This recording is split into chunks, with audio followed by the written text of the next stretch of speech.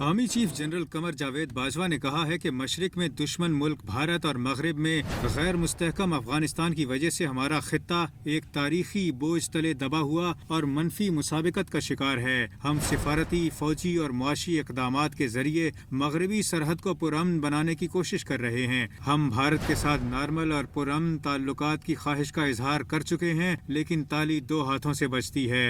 Army chief ने कहा कि मैं दयानतदारी से ये समझता हूँ कि हमारा खित्ता अगर डूबेगा तो इकट्ठे ही डूबेगा और अगर इसकी कश्ती रवां होगी तो इकट्ठे ही रवां होगी। मैं इस मौके पर मशरिक और मगरिब में अपने हमसाया मुल्कों को पुरखुलूस पैगाम देना चाहता हूँ कि हमारा मुकद्दर एक दूसरे से मुकम्मल तौर पर जुड़ा हुआ है। ताहम जब तक अदम एतमाद की दो तरफा फिजा दूर नहीं होगी, हमारे मुल्क इकट्ठे होकर अमन और माशी इस्तेहकाम की राहों पर सफर नहीं कर सकते। अमन और इस्तेहकाम सबके मफाद में है और हमें इसी की कोशिश करना होगी। आर्मी चीफ ने कहा कि हमें नेशनल एक्शन प्लान पर मजीद जामियत के साथ अमल दरामद करना होगा और इसका फायदा मईशत को भी होगा। पुलिस, अदालती निज़ाम और मदारिस में इस्लाहात करना होंगी। मदारिस को कोशिश करना होगी कि अपने तलबा को मुआशरे का मुफीद शहरी बनाए ताकि वो जिंदगी के किसी शोबे में भी पीछे न रह जाएं। उन्होंने कहा कि फौज और दूसरे कानून नाफिज करने वाले इदारों की बदौलत मुल्क में सिक्योरिटी सूरत हाल बेहतर हुई है और मुल्क में खेलो सकाफत के बड़े बड़े इवेंट हुए हैं।